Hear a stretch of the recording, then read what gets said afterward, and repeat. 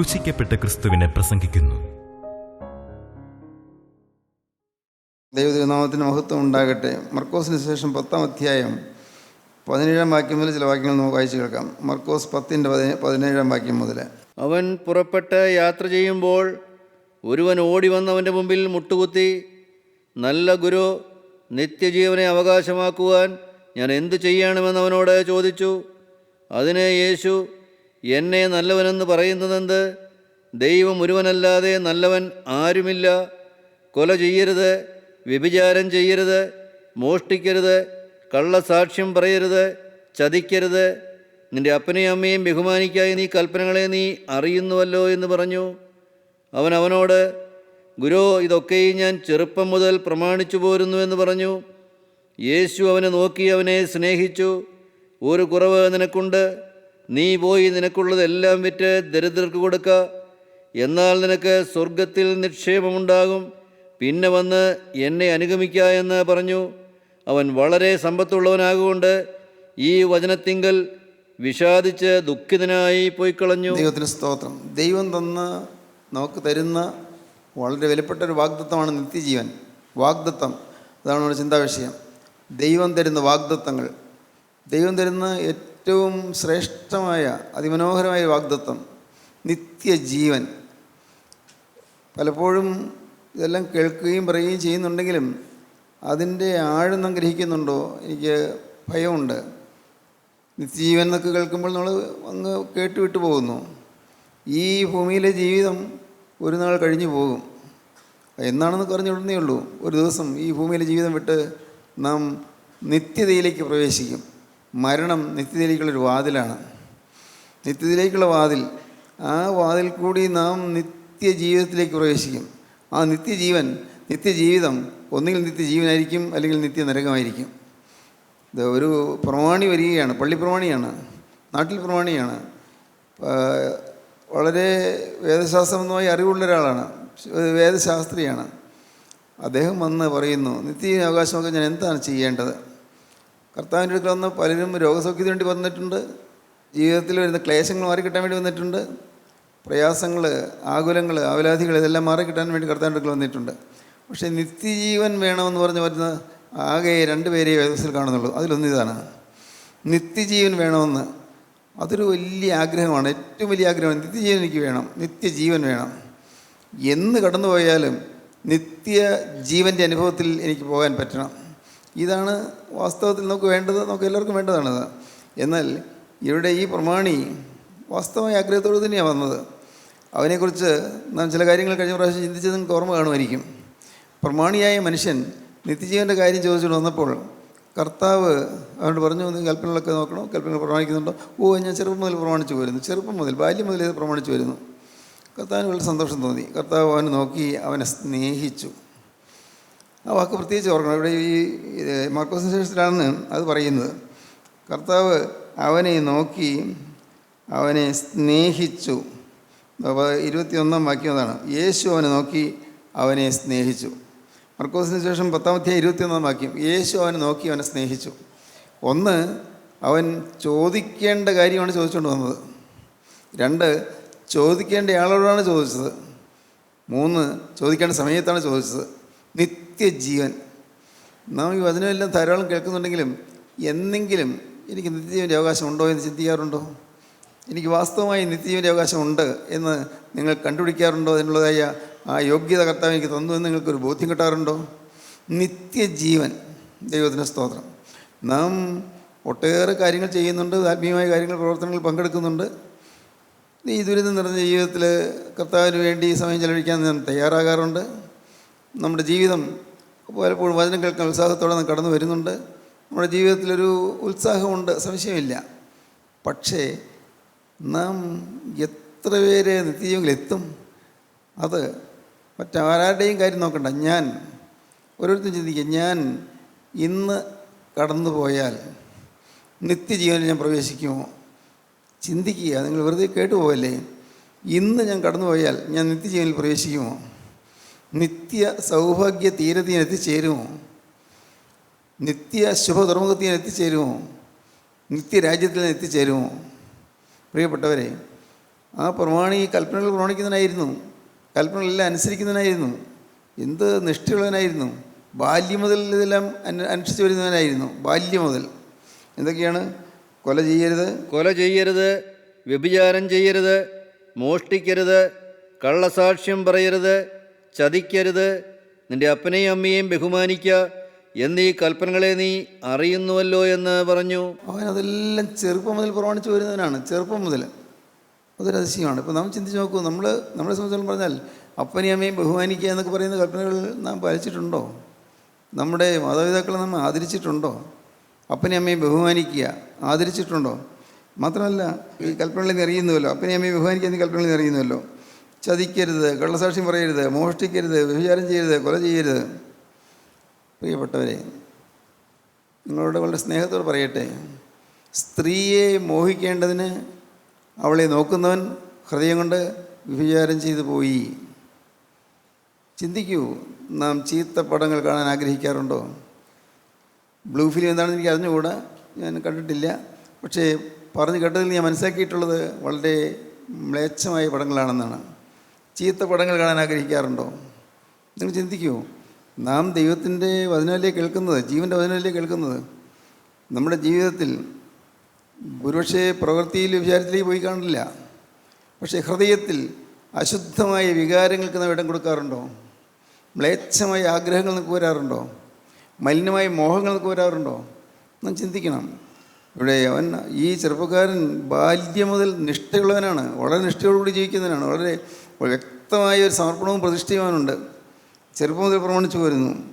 കൊല ചെയ്യരുത്. കൊല ചെയ്യരുതെന്ന് പറഞ്ഞാൽ, പ്രിയപ്പെട്ടവരെ, വേദപുസ്തകം എന്ന് പറയുന്നു, മത്തായിയുടെ സുവിശേഷം 5-ാം അധ്യായം വായിക്കുമ്പോൾ കാണാം, സഹോദരനോട് കോപിക്കുന്നവൻ കൊലപാതകം ചെയ്യുന്നു. കോപിക്കുന്നുണ്ടോ നാം? ചിലപ്പോൾ ഭാര്യയോട് കോപിക്കാറുണ്ട്, മക്കളോട് കോപിക്കാറുണ്ട്, ഭർത്താവിനോട് കോപിക്കാറുണ്ട്, നമ്മുടെ കൂടെ ജോലി ചെയ്യുന്നവരോട് കോപിക്കാറുണ്ട്. ഇന്ന് മനുഷ്യനെ ഗ്രസിച്ചിരിക്കുന്ന വലിയൊരു മഹാപാതകമാണ് ഈ കോപം. ആദ്യം വരുന്ന റിയാക്ഷൻ കോപമായിരിക്കും. നമുക്ക് ഇഷ്ടപ്പെടാത്തൊരു കാര്യം കേട്ടുകഴിഞ്ഞാൽ ഉടനെ പെട്ടെന്ന് പൊട്ടിത്തെറിക്കുന്ന സ്വഭാവം നമ്മിൽ പലർക്കുമുണ്ട്. ഇഷ്ടമില്ലാത്ത കാര്യം കേട്ടു, പക്ഷേ അത് പെട്ടെന്ന് പൊട്ടിത്തെറിക്കുന്ന കോപം, ഒരു നിയന്ത്രണമില്ലാത്ത കോപം. പലരും ചിന്തിക്കും, നിങ്ങളുടെ ജീവിതത്തിലേക്ക് നിങ്ങൾക്ക് നോക്കാമല്ലോ, കോപാക്രാന്തമായ സ്വഭാവം. ഉള്ള് കോപിച്ച് ജ്വലിക്കുമ്പോഴും വളരെ മൃദുലമായി സംസാരിക്കുന്ന ആളുകളുണ്ട്. അതൊരു വലിയ കഴിവാണ്. ഉള്ള് കോപിച്ച് വല്ലാതെ വിറയിലൂടെ ഉള്ളിങ്ങനെ വിങ്ങുമ്പോഴും അപ്പോഴും വളരെ പുറമേ അത് കാണിക്കാതിരിക്കുന്ന ആളുകളുണ്ട്. പക്ഷേ ദൈവം കാണുന്നു, ദൈവം ഹൃദയം കാണുന്നു. നമ്മുടെ ജീവിതം എങ്ങനെയുണ്ട്? കോപം. കൊല ചെയ്യരുത്, മോഷ്ടിക്കരുത്, വ്യഭിചാരം ചെയ്യരുത്. പക്ഷേ ഈ കോപം എന്നുള്ളത് അത് കൊലപാതക തുല്യമായ പാപമായിട്ടാണ് സ്വർഗത്തിൽ ദൈവം കണക്കാക്കുന്നത്. അപ്പോൾ അതൊന്ന് വയ്ക്കാമോ? കൊല ചെയ്യരുത് എന്നും ആരെങ്കിലും കൊല ചെയ്താൽ ന്യായവിധിക്ക് യോഗ്യനാകുമെന്നും പൂർവന്മാരോട് അരുളിച്ചത് നിങ്ങൾ കേട്ടിട്ടുണ്ടല്ലോ. ഞാനോ നിങ്ങളോട് പറയുന്നത്, സഹോദരനോട് കോപിക്കുന്നവനെല്ലാം ന്യായവിധിക്ക് യോഗ്യനാകും. സഹോദരനോട് കോപിക്കുന്നവനെല്ലാം ന്യായവിധിക്ക് യോഗ്യനാകും. കൊലപാതകത്തിന് തുല്യമാണെന്നാണ് ആദ്യത്തെ വാക്യം അതാ പറഞ്ഞത്. കൊല ചെയ്യരുതെന്ന് പറഞ്ഞിട്ടുണ്ടല്ലോ. സഹോദരനോട് കോപിക്കുന്നവനെല്ലാം ന്യായവിധിക്ക് യോഗ്യനാകും. പാപം ചെയ്യുന്നവൻ ന്യായവിധിക്ക് യോഗ്യനാകും. എത്ര ഭയാനകമായ കാര്യമാണ്. നമ്മൾ ഒരു കാര്യം ചെയ്യാൻ പറ്റുമോ സാധിക്കുമോ നോക്കുക. നിങ്ങൾ നിന്ന് തീരുമാനിച്ച് നോക്ക്. എന്ത് കാരണം വന്നാലും കോപിക്കില്ല, എന്തെല്ലാം കാരണം വന്നാലും കോപിക്കില്ല. ശാന്തത, അക്ഷോഭ്യനായി നിൽക്കാൻ സാധിക്കുക, യാതൊരു ചലനവും അകത്തൊരു ചലനവും ഇല്ലാതെ നിൽക്കാൻ സാധിക്കുക. കോപം ഉള്ളിൽ ജ്വലിക്കുന്ന ആളുകളുണ്ട്, പക്ഷേ പുറമേ അത് കാണിക്കാറില്ല. അത് ഒരു പറഞ്ഞൊരു മനുഷ്യ സംസ്കാരത്തിൻ്റെ ലക്ഷണമായിരിക്കും, പുറമേ കാണിക്കുന്നില്ല.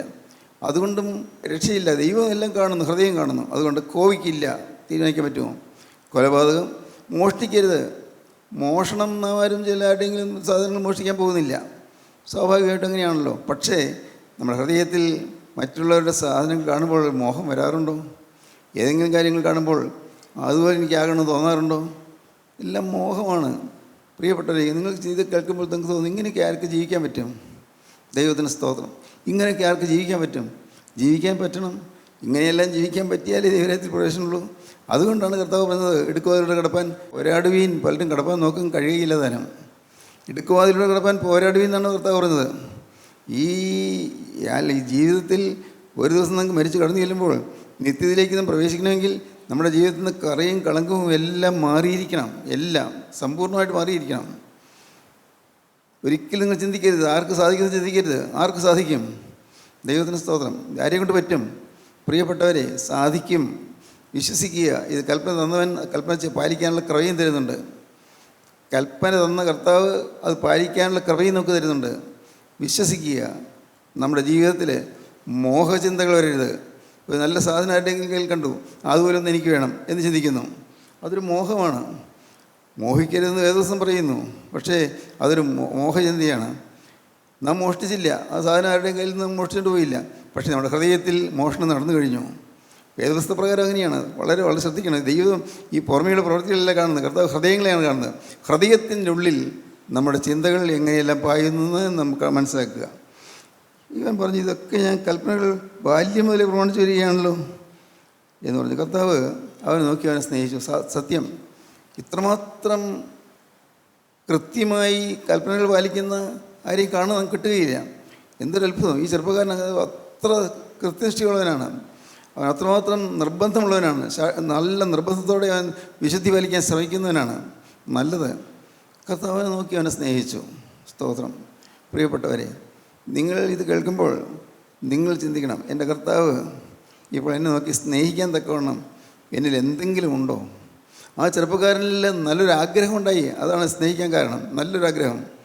ജീവിതത്തിൽ നിഷ്ഠയോടുകൂടി ജീവിച്ചു. നിത്യജീവൻ വേണമെന്നുള്ളതായി ആഗ്രഹം ഉണ്ടായി. അത് കണ്ട് കർത്താവ് അവനെ സ്നേഹിക്കുകയാണ്. അവൻ്റെ ആ നല്ല ആഗ്രഹം കണ്ട്. നമ്മുടെ ഹൃദയത്തിൽ നല്ല നല്ല ആഗ്രഹങ്ങൾ ഉണ്ടാകണം. എന്താണ് നല്ല ആഗ്രഹം? ദൈവത്തിന് സ്തോത്രം. എന്താ നല്ല ആഗ്രഹം? കർത്താവേ, ലോകത്തിൻ്റെ മാലിന്യം പറ്റാതെ ക്രിസ്തുവിൻ്റെ ഒരു വിശുദ്ധനായി എനിക്ക് ജീവിക്കണം. ലോകത്തിൻ്റെ കളങ്കം ഏശാതെ ക്രിസ്തുവിൻ്റെ ഒരു ശുദ്ധിമതിയായി എനിക്ക് ജീവിക്കണം. അങ്ങനെ ചിന്ത നിങ്ങൾക്ക് വരാൻ പറ്റുന്നുണ്ടോ? എങ്കിൽ ഭാഗ്യം. ഇത് അസാധ്യമെന്ന് നിങ്ങൾ ഒരിക്കലും ചിന്തിക്കരുത്. അസാധ്യമെന്ന് ചിന്തിക്കരുത്. വിശ്വസിക്കൂ. സാധ്യമാണ്. സാധ്യമാക്കി തരും. ആഗ്രഹിക്കുന്നെങ്കിൽ, ആവശ്യക്കാരാണെങ്കിൽ അത് സാധിപ്പിച്ചു തരും. നമ്മൾ ഏറ്റവും ഉന്നതമായത് ആഗ്രഹിക്കണം. Expect high things from God, great things from God. ദൈവത്തിൽ നിന്ന് വൻ കാര്യങ്ങൾ നാം പ്രതീക്ഷിക്കണം. ദൈവത്തിന് സ്തോത്രം. Pray for great things from God. ദൈവത്തിൽ നിന്ന് വൻ കാര്യങ്ങൾ ലഭിക്കാൻ പ്രാർത്ഥിക്കണം. Pray and pray and pray ever more. വീണ്ടും വീണ്ടും എന്നും പ്രാർത്ഥിച്ചുകൊണ്ടിരിക്കുക. ദൈവത്തിൽ നിന്ന് വൻ കാര്യങ്ങൾ നാം പ്രതീക്ഷിക്കണം. ദൈവത്തിൻ്റെ സന്നിധിയിൽ പ്രാർത്ഥിച്ച് വൻ കാര്യങ്ങൾ കിട്ടാനായിട്ട് നമ്മൾ യാചിക്കണം.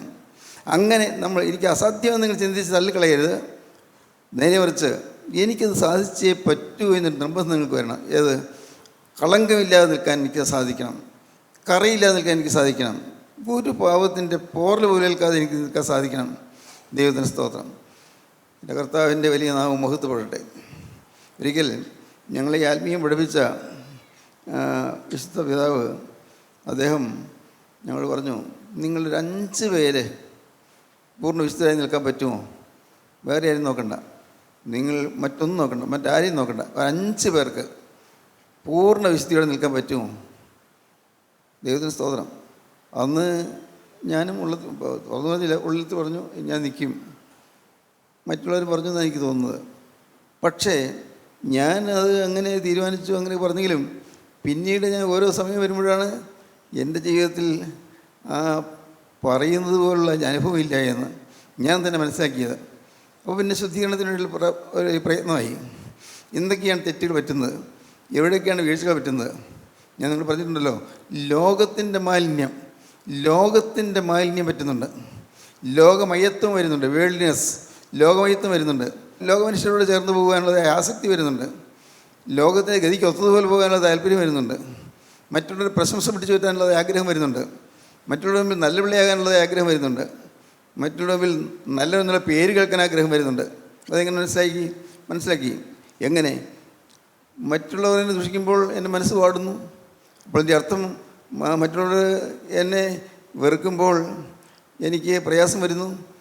അത് മറ്റുള്ളവർ വെറുക്കുമ്പോൾ പ്രയാസം വരുന്നത് അതിന് കാരണം എൻ്റെ സ്വയം മരിച്ചിട്ടില്ല. ലോകത്തിൻ്റെ ബഹുമതിക്കുള്ളതായ ആഗ്രഹം മരിച്ചിട്ടില്ല. അപ്പോൾ പൂർണ്ണ വിശുദ്ധനായില്ല.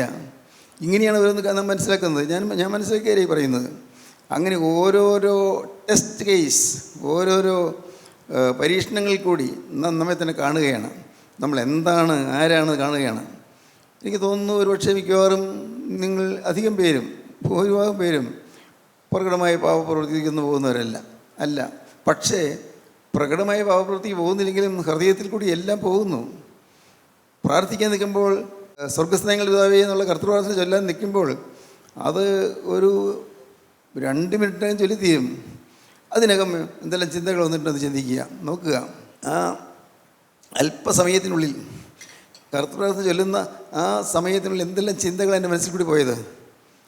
പ്രാർത്ഥിച്ച് കഴിയുമ്പോഴാണ് അയ്യോ എന്തെല്ലാമാണ് ചിന്തിച്ചു പോയത്. പിന്നെ വീണ്ടും പ്രാർത്ഥിക്കുന്നു. ഞാൻ ഈ പ്രാർത്ഥനകൾ ഞാൻ എത്ര വട്ടം പ്രാർത്ഥിച്ചിട്ടുണ്ടെന്നറിയാമോ? ഞാൻ ഒന്ന് പ്രാർത്ഥിച്ച് ചിന്തകൾ അങ്ങ് പോയി.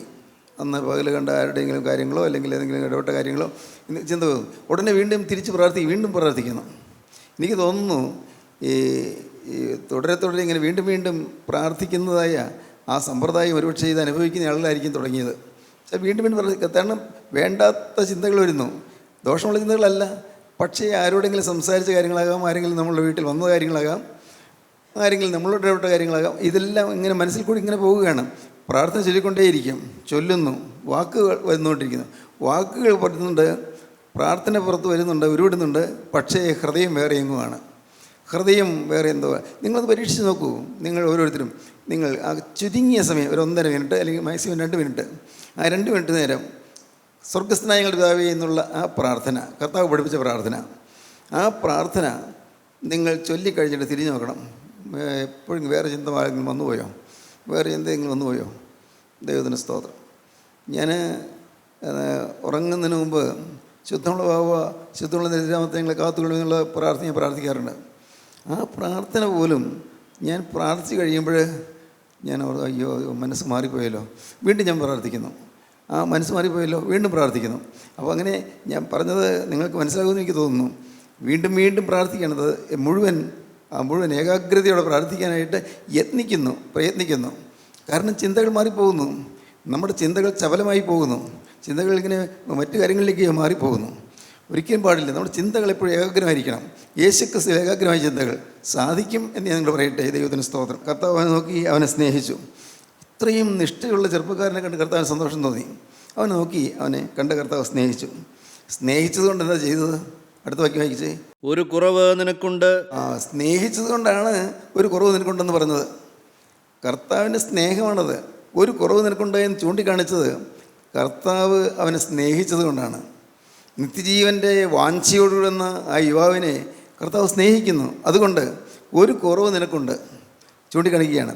പ്രിയപ്പെട്ടവർ, നമ്മൾ പലപ്പോഴും പറ്റുന്ന അപകടം, നമ്മുടെ കുറവ് ആരെങ്കിലും ചൂണ്ടിക്കാണിച്ചാൽ നമുക്ക് നീരസം വരും, നമുക്ക് ഇഷ്ടക്കുറവ് വരും.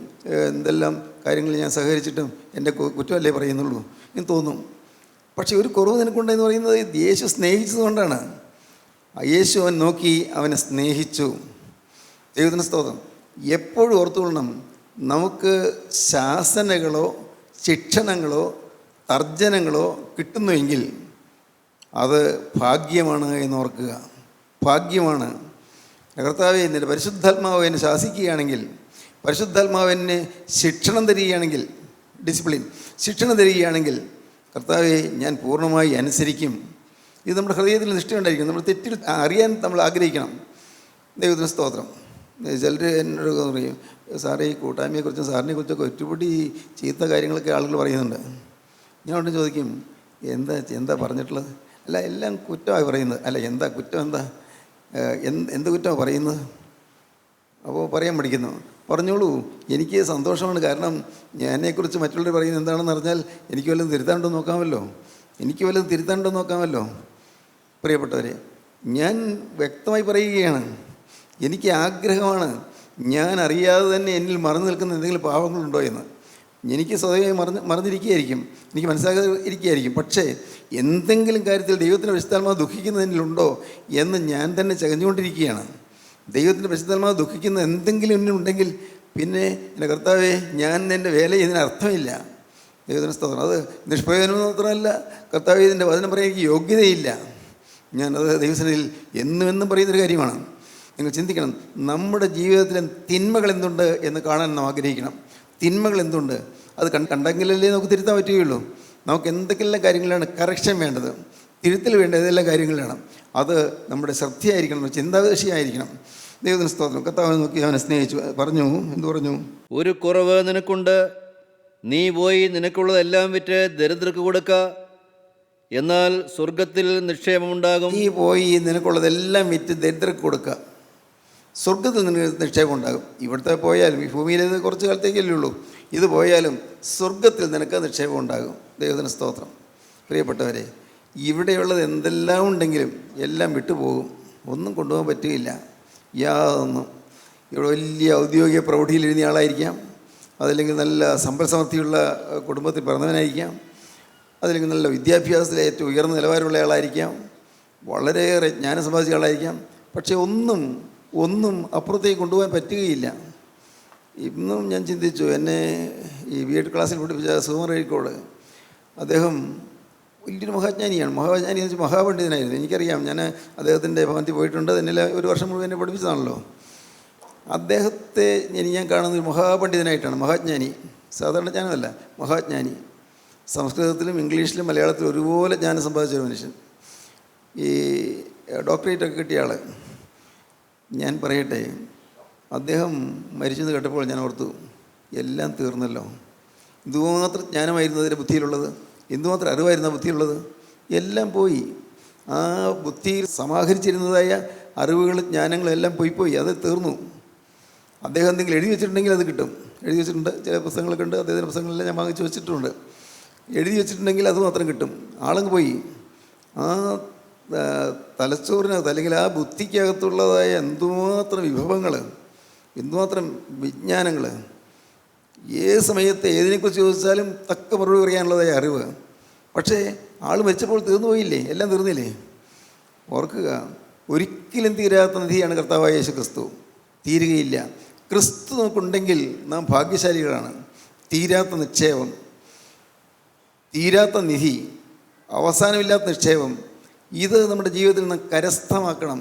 യേശു ക്രിസ്തുവാകുന്ന സ്ഥിരനിക്ഷേപത്തെ നമ്മുടെ ഹൃദയത്തിൽ നിന്ന് സ്ഥാപിക്കുകയും, കർത്താവെ എനിക്ക് മറ്റൊന്നും വേണ്ട, കർത്താവെ വേറൊന്നും വേണ്ട, യേശു എന്നിൽ പ്രസാദിച്ച് എൻ്റെ ഹൃദയത്തിൽ ഇരുന്നാൽ മതി, വേറൊന്നും എനിക്ക് വേണ്ട, യേശു ക്രിസ്തു എന്നിൽ പ്രസാദിച്ച് എൻ്റെ ഹൃദയത്തിൽ ഇരുന്നാൽ മതി, കർത്താവെ എനിക്ക് വേറൊന്നും ഞാൻ നിന്നോട് ചോദിക്കുന്നില്ല എന്നുള്ള ഒരു സമർപ്പണം നമ്മുടെ ജീവിതത്തിൽ വരണം. വേറൊന്നും ചോദിക്കുന്നില്ലെന്ന് പറയാനുള്ള പ്രാഗൽഭ്യം വേണം. പലതും ചോദിക്കുന്നുണ്ട്, അതല്ല ഞാൻ പറഞ്ഞത്. ആവശ്യങ്ങൾ ചോദിക്കാമല്ലോ, പ്രാർത്ഥിക്കാമല്ലോ, പക്ഷേ അതല്ല. കർത്താവേ, ആത്യന്തികമായി എനിക്ക് ഒരേ ഒരു കാര്യം മാത്രം മതി, വേറെ ഒന്നും വേണ്ട. ഞാൻ ഈ ലോകത്തിലെ പല കാര്യങ്ങൾ ചോദിച്ചു, അതും തന്നില്ലെങ്കിലും കുഴപ്പമില്ല, നിൻ്റെ ഇഷ്ടം. ഞാൻ ലോകത്തിലെ പല കാര്യങ്ങൾ, ചില ആവശ്യങ്ങളുണ്ട്, അതും പറഞ്ഞു, അതും വരണമെന്നില്ല. എനിക്ക് ഒരേ ഒരു കാര്യം മാത്രം, ഒറ്റയ്ക്കൊരു കാര്യം മാത്രം. യേശുവേ, യേശു ക്രിസ്തു എൻ്റെ ജീവനാഥനായ കർത്താവായ യേശു ക്രിസ്തു എൻ്റെ ഹൃദയത്തിൽ നിത്യം വസിക്കണം. യേശു ക്രിസ്തുവിൻ്റെ ഉള്ളിൽ നിന്ന് മാറിപ്പോകരുത്.